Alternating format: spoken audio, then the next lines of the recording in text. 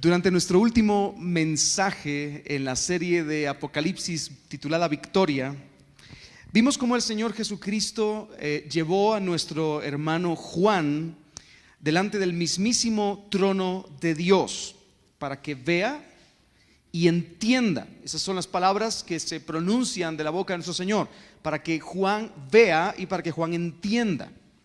Ahora, desde allí en el trono de Dios, Juan puede ver toda la creación entera que gira y se organiza en torno a Dios que está sentado en su trono.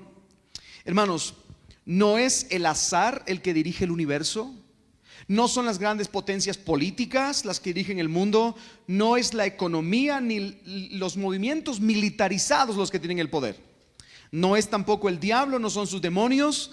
Hermanos, Dios reina. Amén. El Padre de nuestro Señor Jesucristo, el Dios precioso y santo, como lo describe también el apóstol Juan en esa visión del gran trono, aquel que es terrible en poder y majestad, lleno de bondad, el todopoderoso que vive para siempre, Él manda. Amén. Nadie más manda, nadie más controla. Dios es el que controla, Dios manda. Y luego, hermanos, después de ver esa escena, Juan contempla que en la mano derecha de Dios hay un libro que contiene lo que ya hemos explicado como el plan eterno de Dios. El librito escrito por dentro y por fuera, sellado con 7 sellos. Y allí está escrito todo lo que va a acontecer en la historia del mundo. Allí está escrito las promesas para los hijos de Dios. Allí está escrito el juicio sobre el mal, la esperanza de los creyentes y de los ángeles fieles, el juicio sobre Satanás y los demonios, la muerte, la resurrección y la gloria de los santos escogidos de Dios. Allí en ese rollito, en ese libro, está escrita la historia y el destino de todos los que están en manos de Dios. Allí está el decreto, el plan eterno de Dios.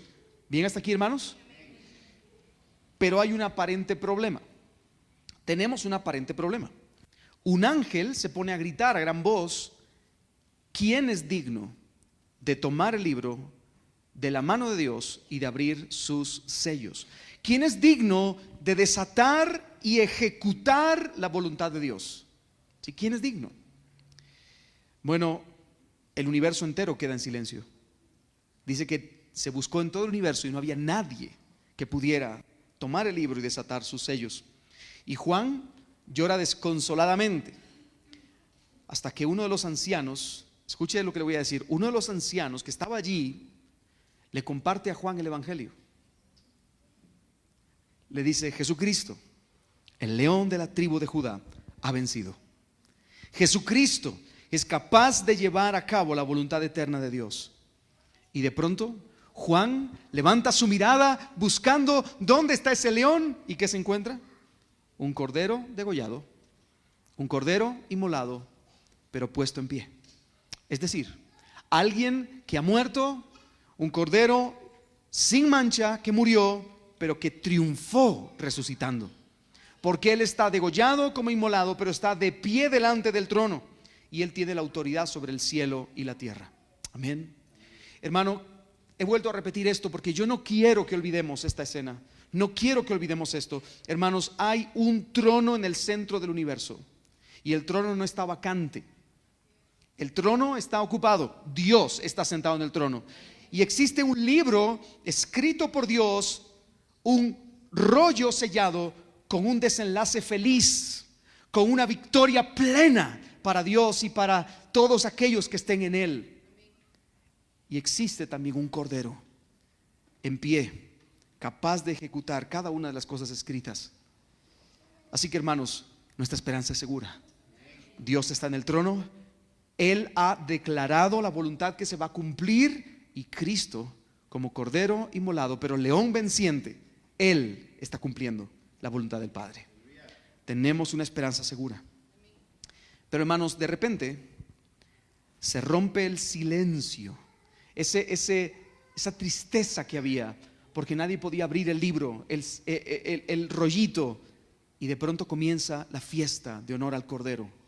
Empieza la fiesta de honor al Rey de Gloria. Y hasta ahí nos quedamos la semana pasada.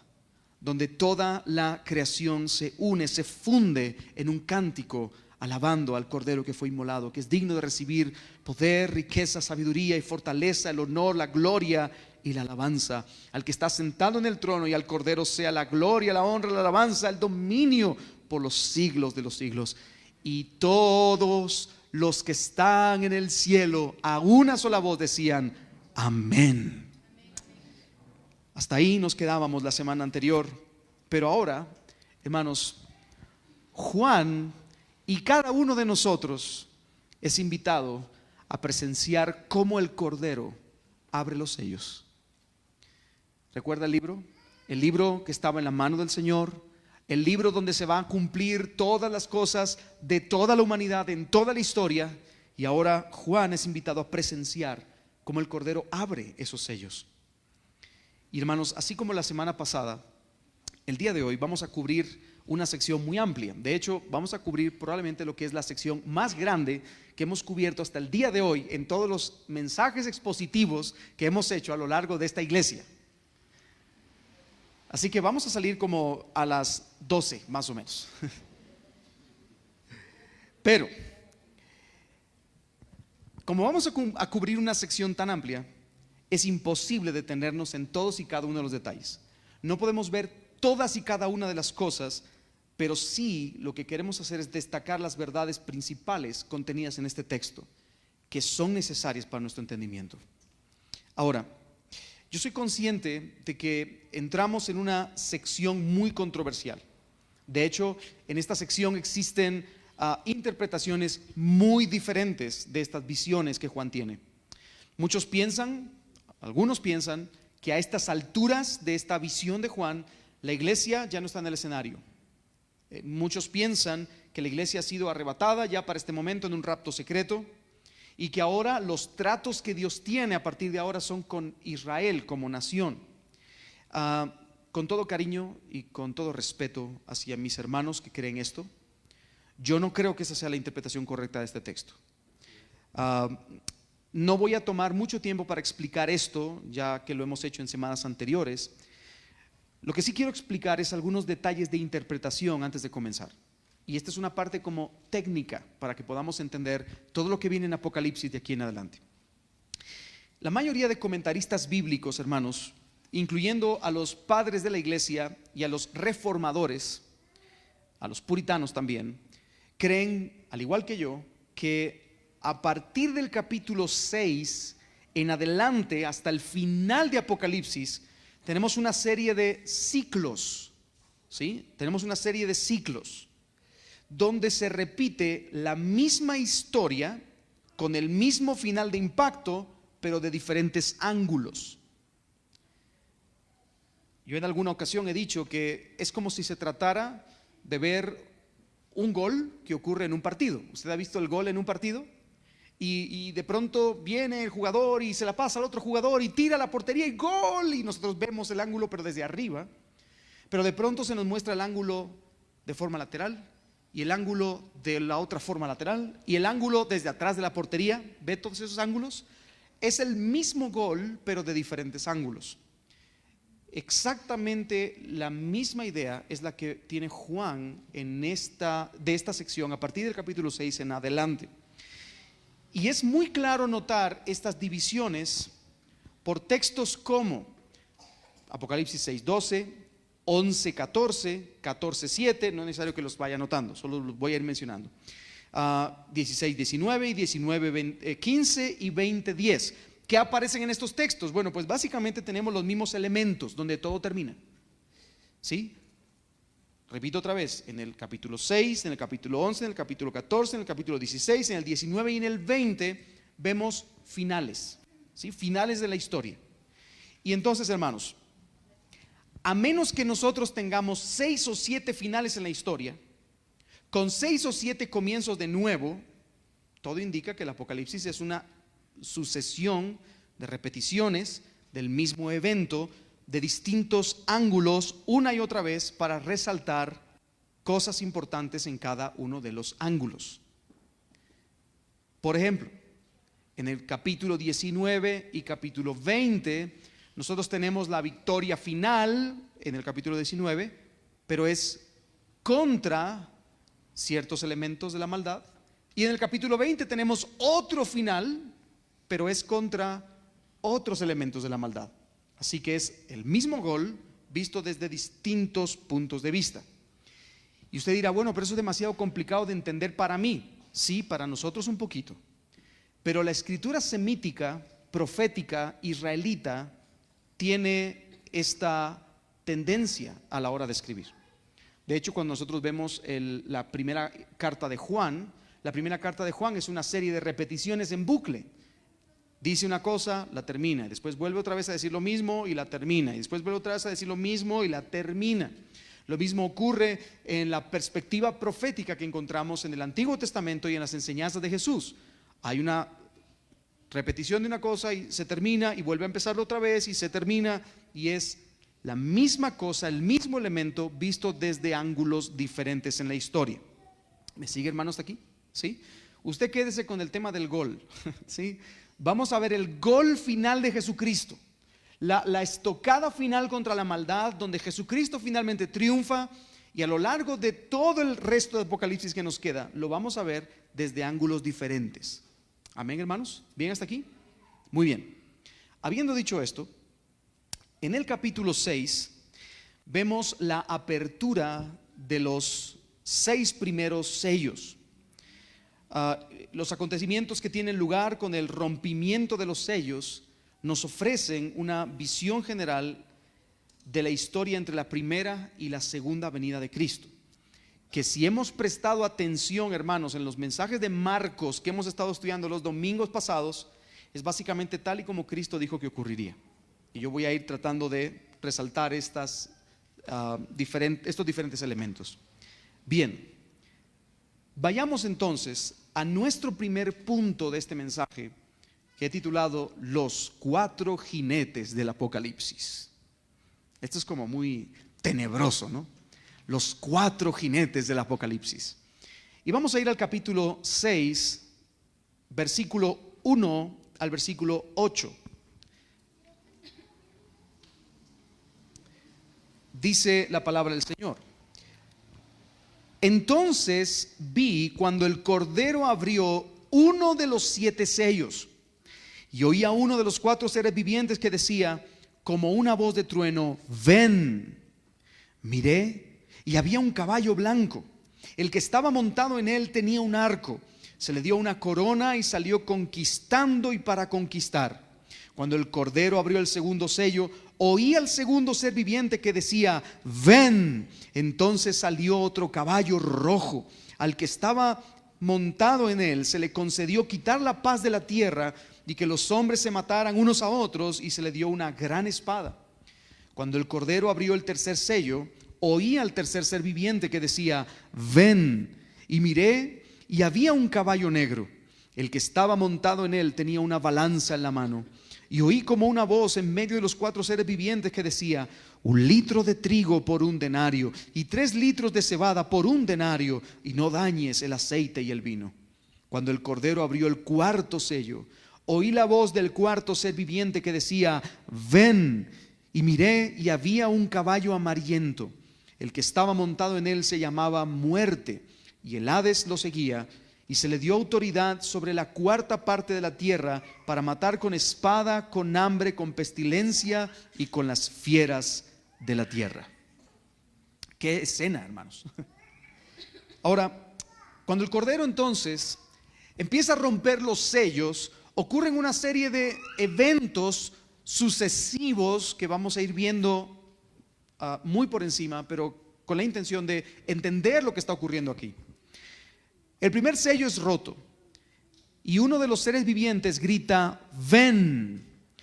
Y aunque la Biblia Reina Valera pareciera que esta orden está dirigida hacia Juan, ¿sí? Si usted lo lee en la Reina Valera, yo por eso lo estoy leyendo en la Nueva Biblia de las Américas, pero si usted lo lee en la Reina Valera, pareciera como si la orden se le estuviera diciendo a Juan. Sin embargo, el querubín no se está dirigiendo a Juan, sino al jinete.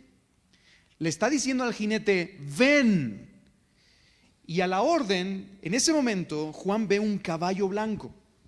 Y un jinete armado tiene un arco, una corona y cabalga conquistando con poder. ¿Quién es o qué representa este jinete? Bien, algunos dicen que es el anticristo. No sé por qué lo dicen, pero dicen que es el anticristo. Otros piensan que se trata del evangelio, de la palabra de salvación predicada. Muchos dicen que el jinete del caballo blanco representa a todos los conquistadores en la historia.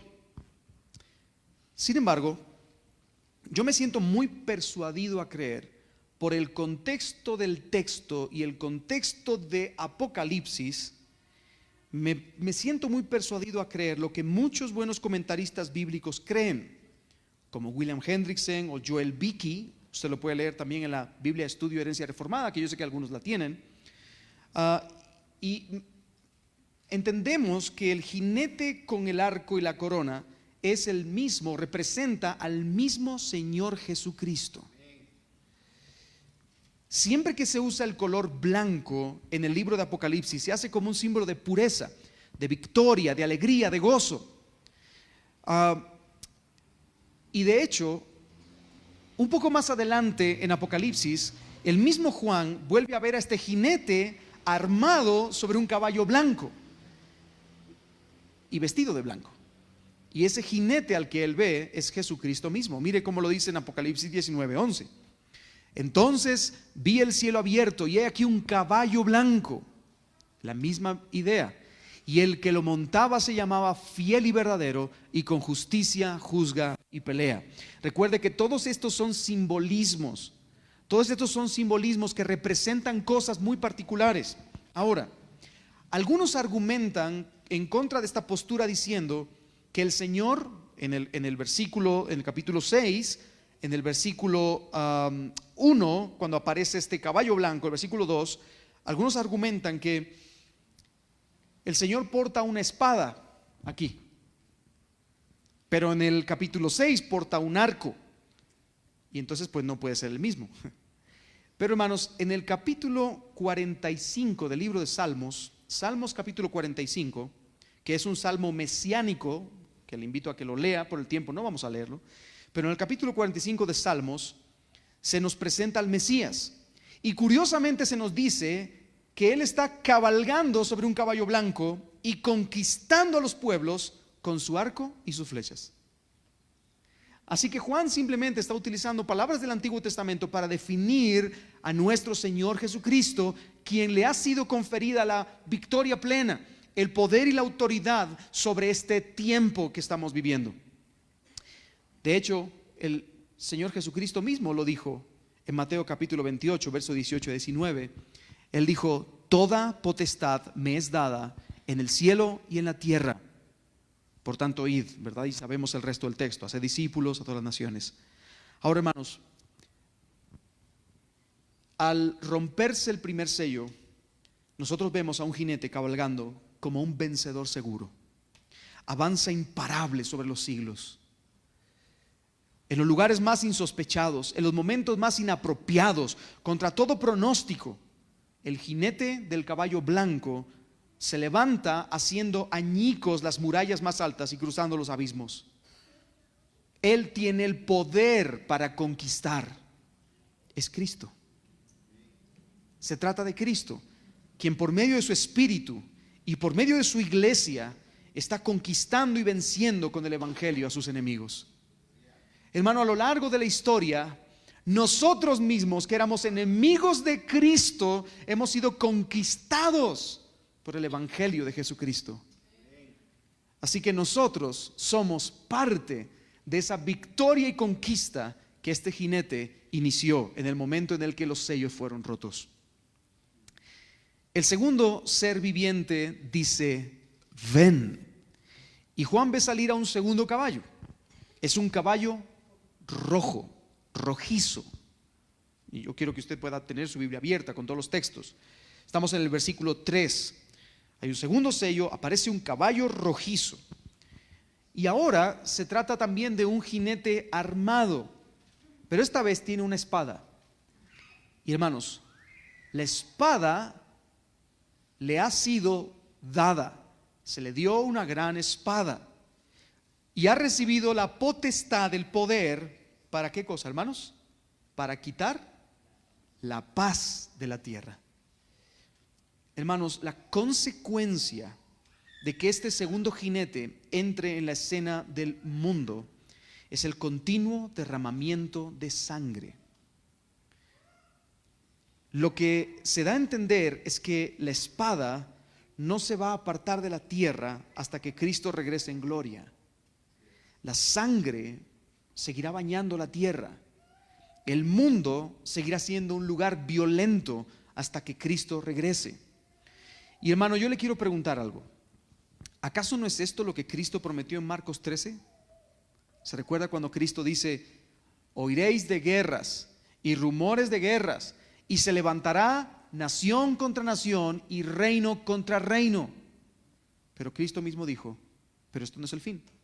Esto solo es principio de dolores. Eso significa que se irá intensificando las guerras, la muerte, las naciones enfrentando a otras naciones, se irá intensificando cada vez más, y por lo tanto el derramamiento de sangre será cada vez más intenso de generación a generación. Y hermanos, ¿lo hemos visto? Sí, lo hemos visto a lo largo de toda la historia. Si vamos al verso 5, encontramos que el tercer sello es roto, y luego aparece otro jinete, un caballo que es negro y representa el hambre, la escasez. Dese cuenta del texto: el que estaba montado en él tenía una balanza en la mano, y oí como una voz en medio de los 4 seres vivientes que decía: 1 litro de trigo por 1 denario y 3 litros de cebada por 1 denario. ¿Qué significa eso? Bueno, estos elementos que aparecen aquí son los alimentos básicos que se comían en aquel tiempo. Y hermanos, según las tablas de medida en aquel tiempo, los alimentos que se mencionan aquí están inflados aproximadamente 12 veces su precio habitual. Lo que significa que los precios se van a disparar. Los precios se han estado disparando a lo largo de la historia. Las cosas cada vez se ponen más caras, ¿no es cierto, hermanos? De manera que las familias ordinarias apenas pueden evitar el hambre, porque cada vez sube más, cada vez sube más, cada vez sube más. De nuevo, ¿acaso no es esto lo que Cristo prometió en Marcos 13? Cristo dijo que habrán hambres a lo largo de todo el periodo de la historia entre la primera y la segunda venida. ¿Me sigue hasta el momento, hermano? ¿No se ha perdido? De pronto nos topamos con el verso 7 y el Cordero rompe el cuarto sello y aparece un cuarto caballo. El cuarto caballo es amarillento, amarillento, y su jinete se llama Muerte. Y cada vez que él pasa, a su paso, él hiere la tierra con guerras, dice el texto, con hambrunas, con epidemias y con fieras salvajes, trayendo muerte, muerte. Y de nuevo, hermanos, esto es lo que Cristo profetizó: que habrían muertes, que habría guerras, hambrunas, epidemias, habría muerte en todo este periodo. Así que aquí tenemos a los 4 jinetes cabalgando, convirtiendo la tierra en un lugar de conflicto. Hermanos, este no es un lugar de reposo. La descripción de este cuadro con estos 4 jinetes no es un lugar de reposo. La espada está al acecho, la enfermedad y la muerte está por todas partes, la pobreza y el hambre están en medio de las naciones, y la persecución religiosa también se encuentra por todas partes. Así que hay terror, no hay descanso, hay terror. Hermano, ese es el mundo como lo conocemos, desde que Cristo se fue hasta que Cristo vuelva. Ese es el mundo como lo conocemos. Hermanos, el mundo no es un lugar de color de rosas. El mundo no es un lugar donde nos va a ir siempre bien, todo bien y nada más que bien hasta el final de las eras. donde nosotros vamos a vivir en un cuento de fantasía y de maravilla, como dicen las caricaturas, ¿no? Siendo felices y comiendo perdices, o felices hasta el final, ¿verdad? No, esto no es una historia de Hollywood, no es una historia de Disney, hermanos. El mundo tiene problemas, el mundo tiene guerra, el mundo tiene persecución, tiene hambre, tiene peste, tiene desnudez para los que son perseguidos por causa del evangelio. Peligro, espada, como dice el apóstol Pablo. Ese es el distintivo. Sin embargo, yo quiero que te detengas a observar dos cosas que son importantes de esta escena. La primera, hermanos, el Señor manda, el Señor gobierna. A pesar de todo esto que acabo de decir, que no es un cuadro muy bonito, por cierto, pero a pesar de todo esto, el Señor sigue gobernando. Si te das cuenta, hermano, el segundo jinete que aparece porta una espada. ¿Pero por qué la porta? Porque le ha sido dada la espada. ¿Por quién? Por Dios. Dios mismo es el que hace que su voluntad se cumpla. Y arranca de la tierra la paz, porque se le concede autorización para hacerlo. Dice, y se le dio autoridad. Se le da autoridad. No la tiene por sí mismo. Por lo tanto, el Señor sigue en el control. El tercer jinete recibe órdenes de medio de los seres vivientes, es decir, en el centro del trono. Desde allí sale la orden, y la muerte y el Hades matan a su paso, pero siempre cuando el Señor les da, como dice el texto, poder para hacerlo. Así que, hermanos, los cuatro jinetes del Apocalipsis no son aterradores, son comandados por el Señor. El Señor es el que manda. ¿Me sigue, hermano? Pero lo segundo que quiero que note, hermano, y ya lo he mencionado, pero lo quiero recalcar de nuevo, es que Cristo cabalga como seguro vencedor. En medio del terror, Cristo avanza con paso firme hacia la conquista definitiva. Hermano, en medio de la circunstancia difícil que el mundo está viviendo, el plan de Cristo será ejecutado. Es el tiempo de la victoria, es el tiempo de su victoria. Él es el comandante general de los escuadrones celestiales, y su iglesia triunfará, su iglesia vencerá.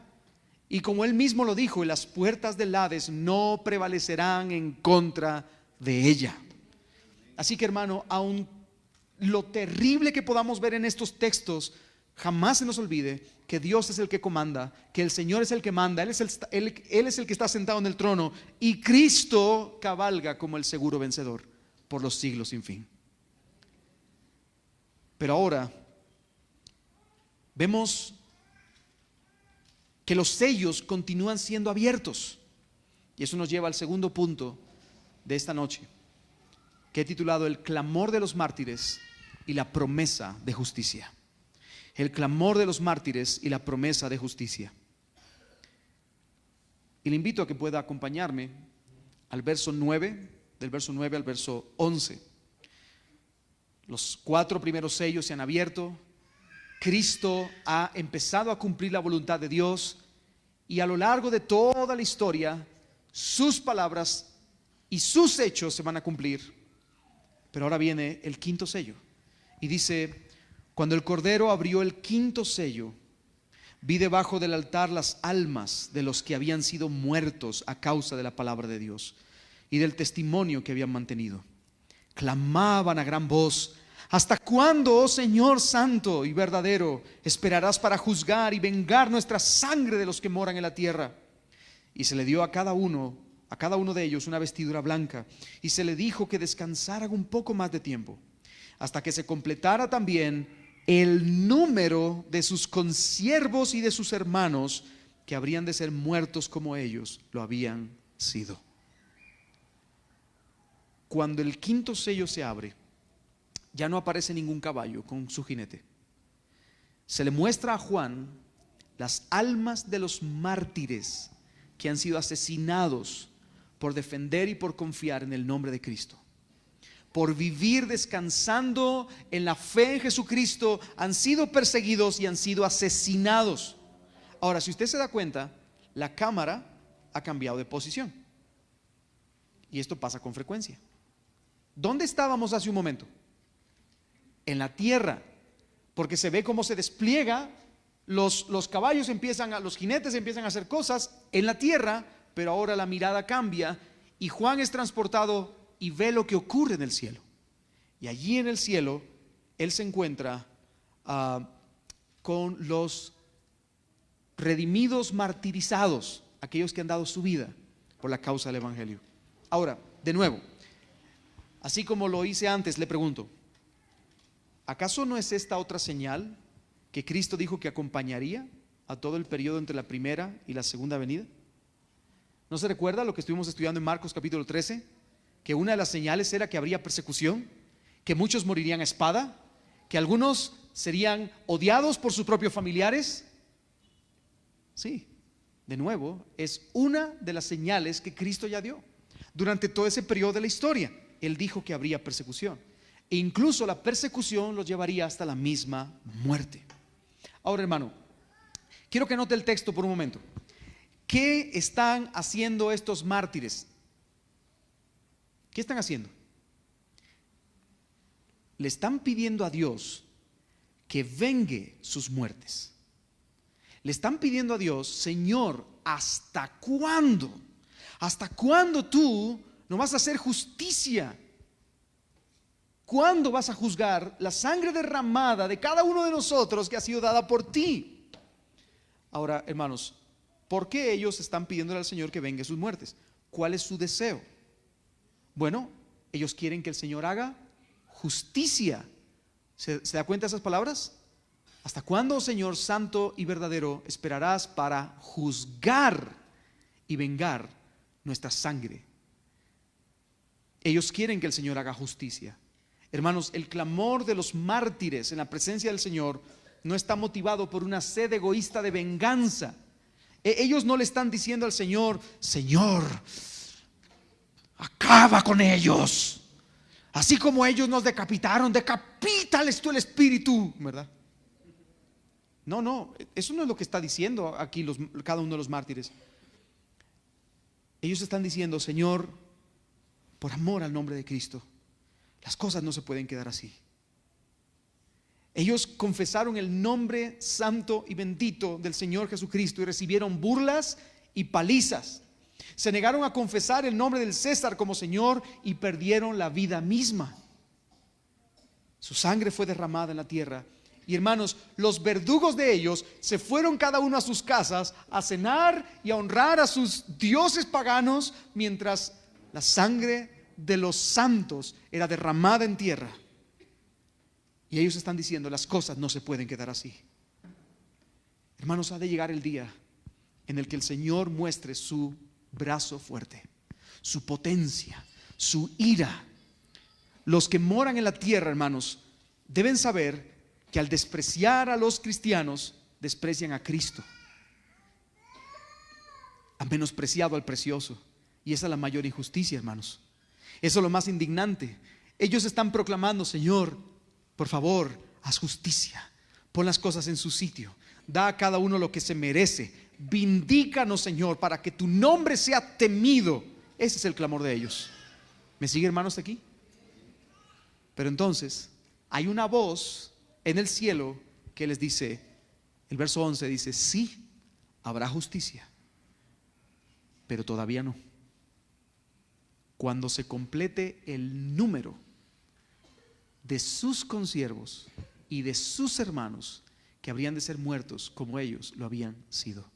Hermano, tarde o temprano el Señor hará justicia, pero todavía hay muchos de nuestros hermanos que van a entregar la vida y que van a derramar su sangre en honor al nombre de Cristo.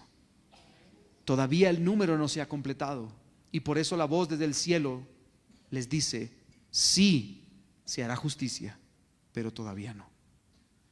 Mientras tanto, dice el texto que ellos reciben vestiduras blancas, ellos reciben santidad, ellos reciben victoria y reciben bienaventuranza. Ellos están disfrutando del gozo del Señor en la presencia del Señor. Pero de pronto, el relato nos conduce directamente, si ellos han pedido justicia, y de pronto el relato nos conduce directamente al gran final. Al final donde Dios hará justicia. Y ese es nuestro tercer punto de esta noche. El día de la ira sobre los enemigos de Dios. El día de la ira sobre los enemigos de Dios. Lea conmigo por favor el verso 12 al verso 17. Dice: vi cuando el Cordero abrió el sexto sello. Ya 4 primeros sellos fueron ¿de qué, hermanos? De los jinetes. El quinto sello fue de los mártires, del martirio de los cristianos. Y ahora aparece el sexto sello. Dice: vi cuando el Cordero abrió el sexto sello, y hubo un gran terremoto, y el sol se puso negro como cilicio hecho de cerda, y toda la luna se volvió como sangre, y las estrellas del cielo cayeron a la tierra, como la higuera deja caer sus higos verdes al ser sacudida por un fuerte viento.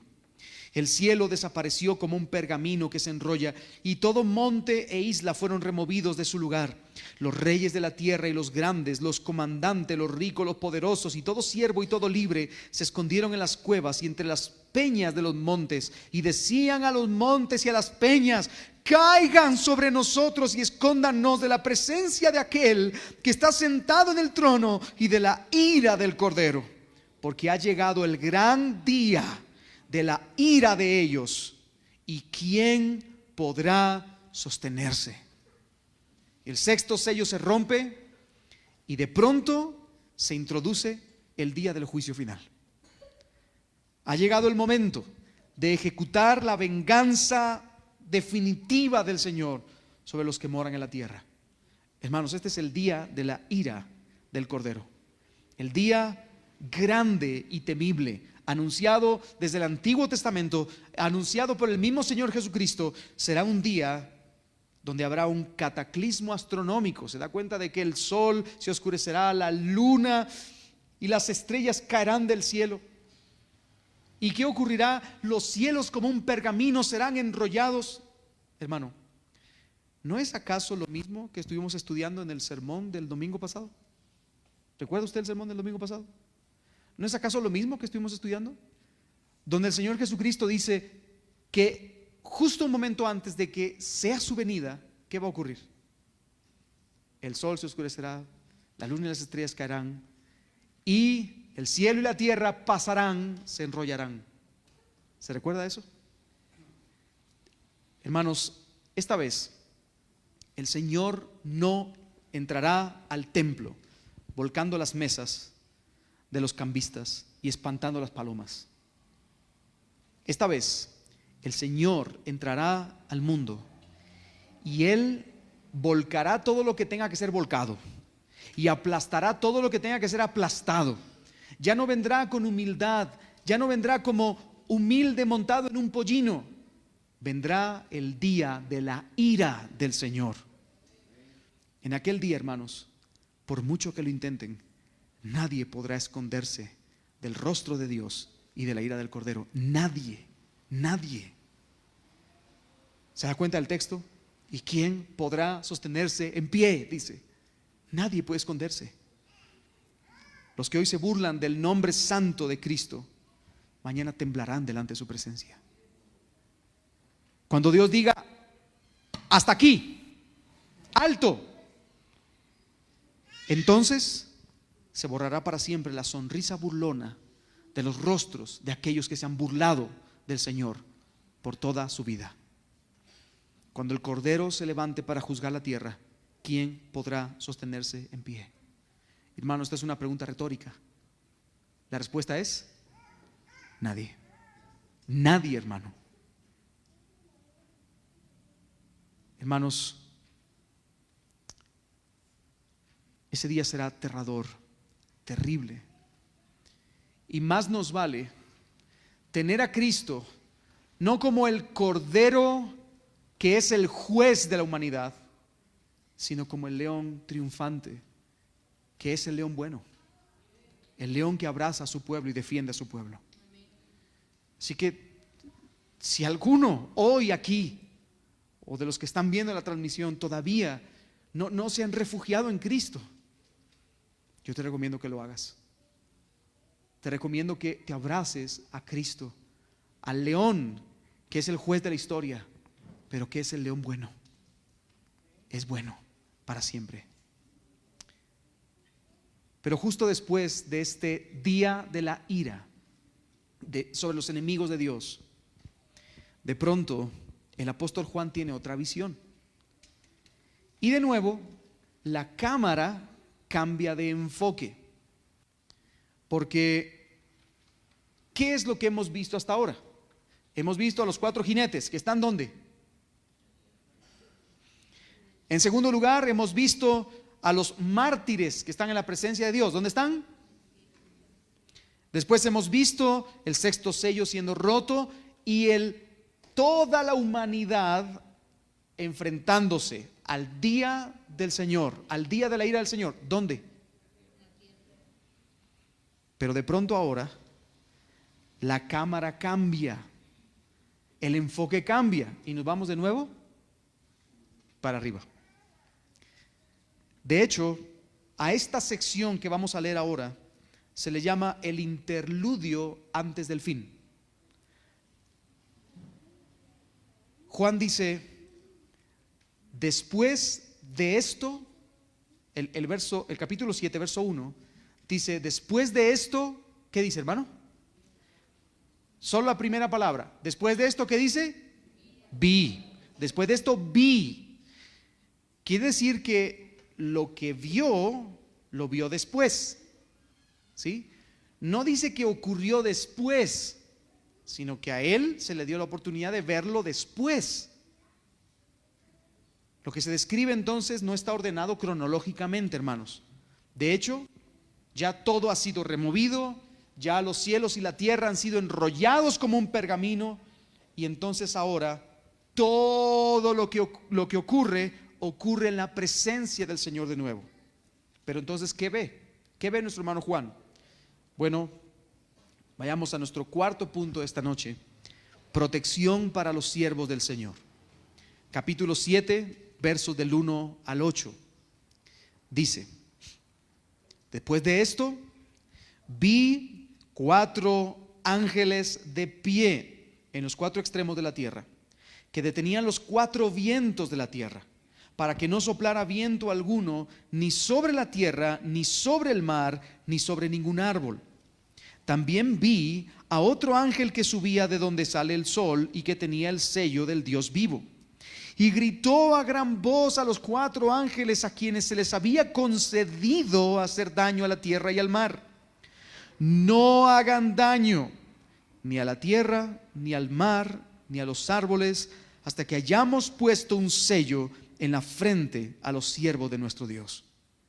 Oí el número de los que fueron sellados: 144,000 sellados, de todas las tribus de los israelitas. De la tribu de Judá fueron sellados 12,000, de la tribu de Rubén 12,000, de la tribu de Gad 12,000, de la tribu de Aser 12,000, de la tribu de Neftalí 12,000, de la tribu de Manasés 12,000, de la tribu de Simeón 12,000, de la tribu de Leví 12,000, de la tribu de Isaacar 12,000, de la tribu de Zabulón 12,000, de la tribu de José 12,000 y de la tribu de Benjamín fueron sellados 12,000.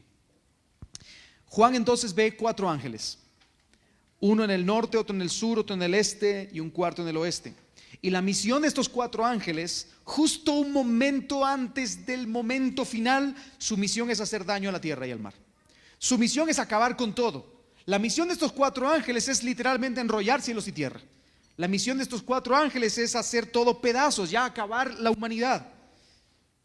Sin embargo, de momento, se concentran en contener los 4 vientos de la tierra. Un quinto ángel, uno que viene del oriente, les da una orden y les dice: espere, aguanten, todavía no. No suelten los vientos. ¿Hasta qué? Hasta que les pongan una marca. ¿A quiénes? A los siervos de Dios. De nuevo, hermanos, esta es una impresionante imagen simbólica, ¿sí? Los vientos listos para soplar sobre la faz de la tierra que vemos aquí representan los juicios de Dios. Dios va a soltar sus juicios sobre la tierra. Sin embargo, antes de dar rienda suelta a los ángeles que harán todo tipo de destrucción, el Señor se encarga de poner una señal en la frente de todos sus siervos. Se trata de un símbolo que representa a aquellos que le pertenecen al Señor, aquellos que son miembros de su familia, comprados por el Hijo y llenos con el Espíritu Santo. Ese es en el contexto de Apocalipsis, eso es a lo que se refiere con el sello del Cordero, el sello en la frente de ellos. Ahora, ¿quiénes son los que han sido sellados? ¿Quiénes dicen el texto? Oí el número de los que fueron sellados y eran 144,000. Hay muchas personas que piensan que literalmente se refiere a un remanente de la nación judía, que son 144,000 literales. Sin embargo, como hemos dicho en nuestro estudio de Apocalipsis, los números, la numerología en el libro de Apocalipsis es bastante particular. Produce muchos símbolos y nosotros debemos entender esos símbolos. Los símbolos son los siguientes: 12 por 12 por 1000, 144,000. 12 por 12 por 1000. 12 representa al antiguo pacto, a aquellos de la simiente de Israel que efectivamente escogieron seguir a Cristo. Los 12 siguientes representa ¿a quiénes? Adivínelo, hermano. A los apóstoles. ¿Y qué representa? El nuevo pacto, la iglesia. Así que es el antiguo pacto, aquellos que escogen seguir a Cristo, y el nuevo pacto, que son aquellos que escogen a Cristo. 12 por 12 multiplicado por el número perfecto. Dentro de la escritura israelita, el número 1000 era el número de lo perfecto. Es por eso que se dice que para Dios un día es como 1000 años y 1000 años como un día, porque el 1000 es el número perfecto. Lo que simboliza este número entonces es la iglesia del Señor, formada tanto por judíos como por gentiles, los que han buscado a Cristo a lo largo de toda la historia. Y hermanos, ¿por qué estamos seguros de eso? Porque literalmente el texto dice 144,000 sellados de todas las tribus de los israelitas. Y el Nuevo Testamento es muy claro en enfatizar cuando dice que ahora nosotros somos el Israel de Dios. La iglesia es el Israel de Dios. No el Israel nacional, sino el Israel espiritual, es la iglesia. Nosotros somos, como dice también la palabra, los hijos de Abraham por la fe, aquellos que nos hemos abrazado a Cristo. Pero entonces, hermanos, Jesucristo avanza, conquistando las puertas del infierno, el terror se extiende, las almas de los mártires esperan el día de la justicia, los juicios divinos van a caer sobre los moradores de la tierra, pero antes, los santos son protegidos. Aleluya, hermanos. Gloria a Dios por eso. La voz del cielo le dice: oye, detente, para por un momento. Protege a aquellos que son míos. Queridos hermanos, si estamos en Cristo, no debemos tener miedo del juicio que vendrá sobre este mundo. Los vientos del juicio de Dios serán desatados como un huracán sobre la tierra, pero nosotros no debemos tener miedo, porque hemos sido sellados con la marca del Cordero. De hecho, más adelante nosotros veremos que aquellos que han sido sellados con la marca del Cordero desde antes de la fundación del mundo, no le van a hacer caso a las corrientes de este mundo. Hermano, los escogidos del Señor, aquellos que han sido sellados por Él, aquellos que son suyos, aquellos que tienen la marca en la frente, tatuada en el corazón, entonces reciben el testimonio divino de que son suyos, que son su propiedad, y por lo tanto están bajo su amparo. Somos el pueblo que Dios defiende contra viento y marea, y pase lo que pase. La iglesia estará presente cuando los juicios empiecen a desatarse en la historia. ¿Se recuerda lo que yo le dije? Que como principio de dolores son todos estos acontecimientos, pero luego se irán incrementando, incrementando e incrementando e incrementando. Y hermanos, nosotros veremos un incremento en la maldad, en la injusticia, en la impiedad, y eso literalmente será el juicio de Dios para esta tierra. Sin embargo, la iglesia será librada por Dios y será sostenida sobrenaturalmente en la hora de la prueba. Yo te sostendré, dice el Señor Jesucristo en el capítulo 3 que leíamos en Apocalipsis. Yo te sostendré en el día de la prueba que ha de venir sobre las naciones. Yo te sostendré. Hermanos, hemos visto el conflicto en la tierra, simbolizado por el cabalgar simultáneo de estos 4 jinetes poderosos. Hemos visto que mientras el conflicto tiene lugar, los mártires piden justicia. Hemos visto el día del ajuste de cuentas, el día de la ira del Señor y del Cordero. Hemos dicho que no debemos tener miedo de ese día, porque Dios nos asegura que Él nos conoce, Él conoce a los suyos. Él se ha identificado con los suyos y Él protegerá a los suyos. Por lo tanto, cuando los vientos sean soltados para arruinar, los siervos del Señor, al igual que Noé, experimentaremos que las aguas que van a sepultar a muchos, a nosotros nos van a hacer flotar. Pero ahora, Juan recibe una nueva visión. Y hermanos, aquí la cámara cambia otra vez.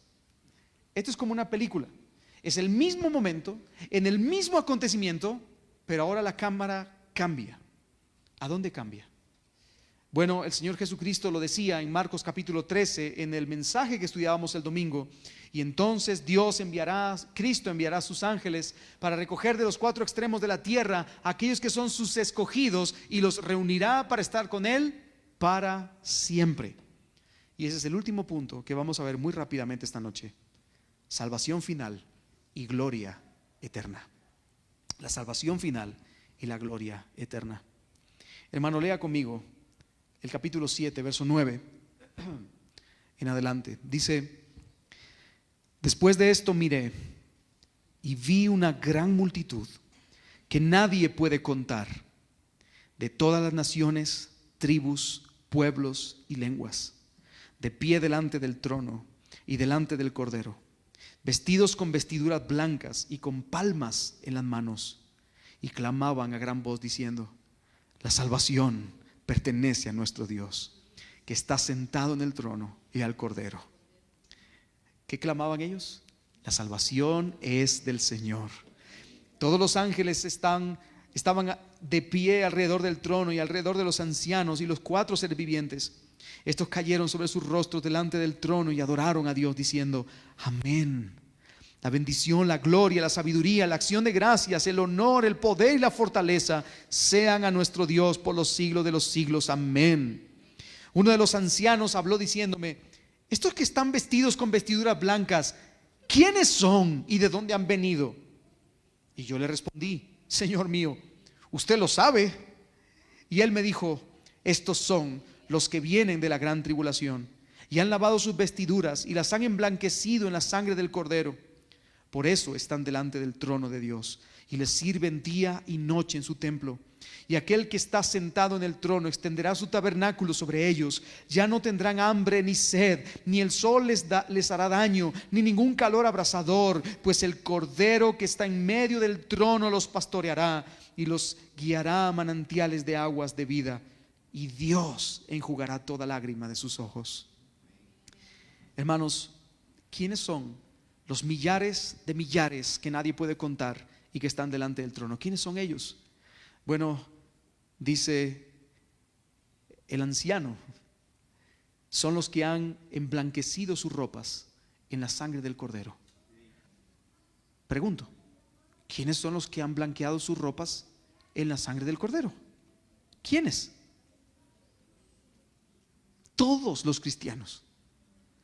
Hermanos, esta es una estampa, por eso es que se define que hay miles y millares, porque es una estampa donde hay gente de toda tribu, de toda lengua, de toda nación, de todo linaje, todas las personas a lo largo de toda la historia que han sido salvadas por el Señor. Son aquellos que han sido transformados, aquellos que han pasado de la culpa al perdón, aquellos que han pasado del pecado a la verdadera justicia, aquellos que han pasado de la suciedad a la pureza, de la esclavitud del pecado a la libertad y a la alegría de la santidad. Son los creyentes. Y hermanos, esto no ha sido una conquista personal. No están vestidos, y hermano, perdóneme que me vaya a incluir, pero no estamos vestidos en esta visión de blanco porque se nos haya ocurrido a nosotros vestirnos de blanco.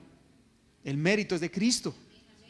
En virtud de su obra en la cruz, esta compañía incontable, multiétnica, que celebra la victoria ante el trono, es por causa de Cristo que están vestidos de blanco, porque han sido blanqueados en la sangre del Cordero. ¿Me sigue, hermano?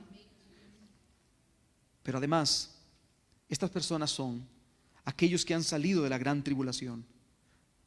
Aquellos, como dicen muchos comentaristas bíblicos, son aquellos que han sido probados y aprobados durante el tiempo de la iglesia. Entre la primera y la segunda venida, este mundo se convertirá en una total tribulación. Han descendido al valle de la prueba, pero ahora están en el monte con el Señor. Han pasado por el fuego, han sido inundadas sus barcas, pero ahora han salido triunfantes por el honor de Cristo. Esta multitud, hermanos, que está delante del trono, ha sido a lo largo de la historia y seguirá siendo un rebaño sufriente. Pero ahora, ¿cómo están ellos ahora? Hacen fiesta. ¿Y qué proclaman? Proclama lo que es el cántico de la iglesia por todos los siglos.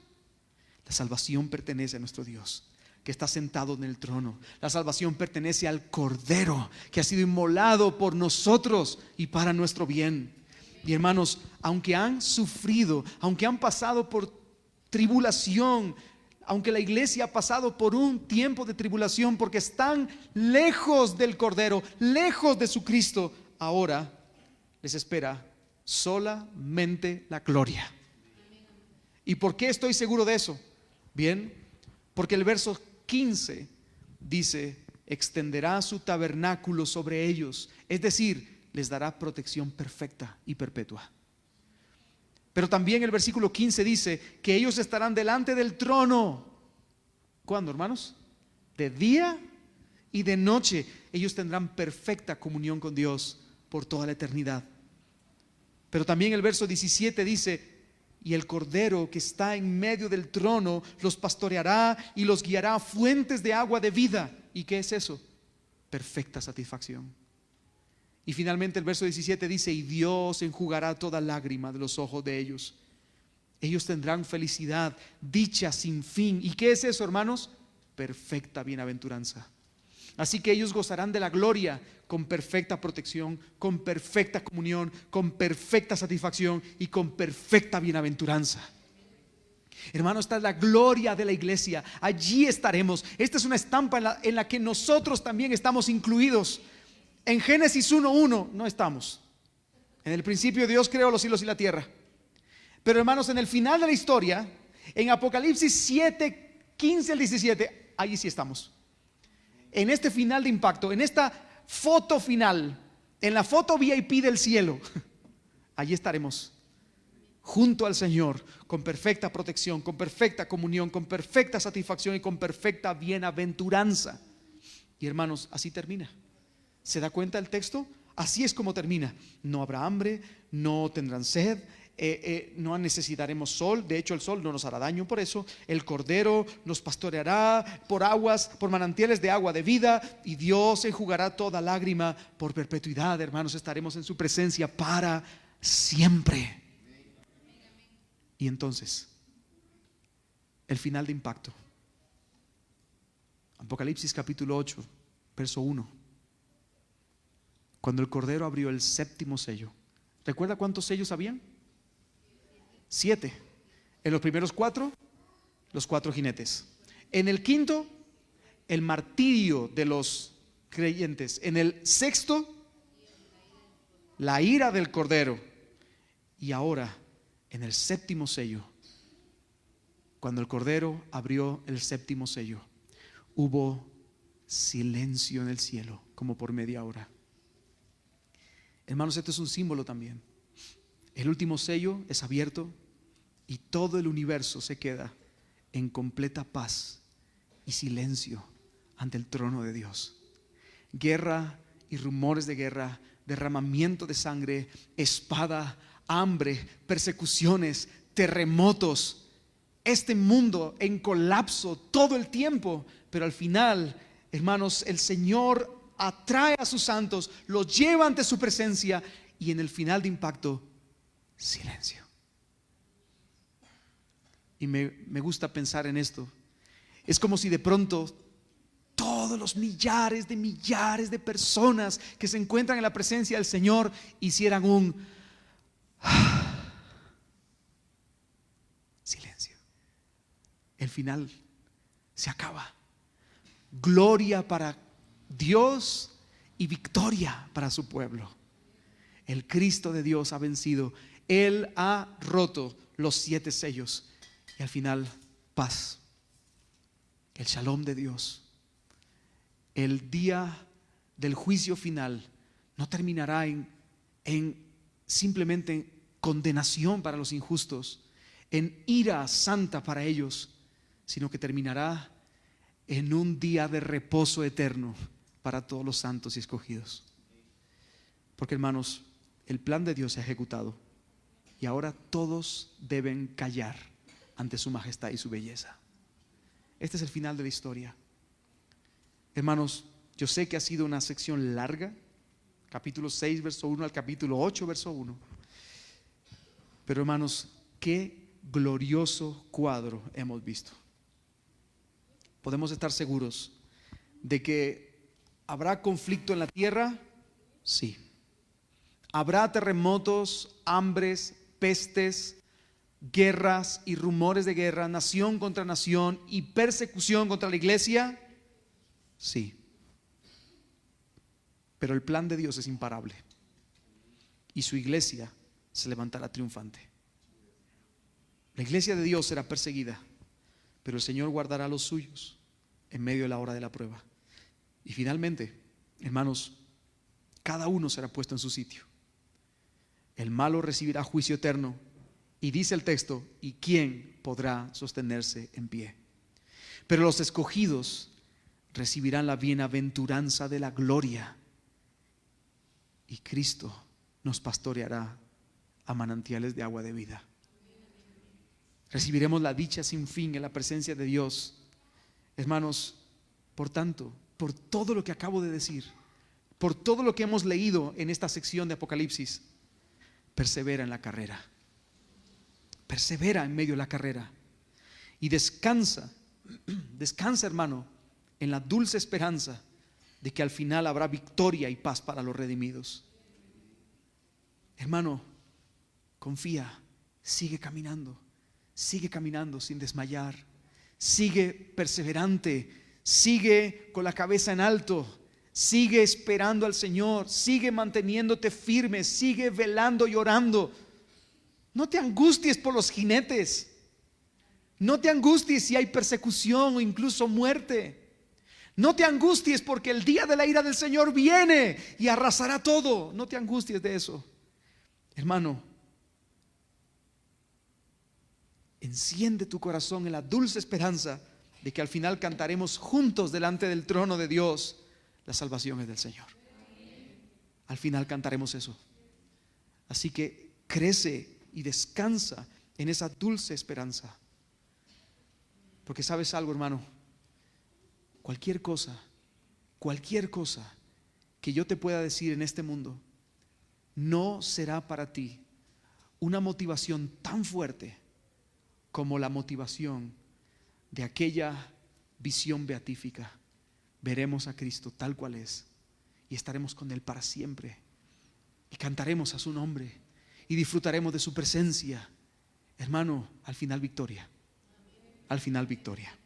Gloria al Señor por eso. Amén. En el lugar donde estás, vamos a orar y pidámosle al Señor que Él nos dé esa capacidad para perseverar en la carrera y descansar en su dulce esperanza hasta el final.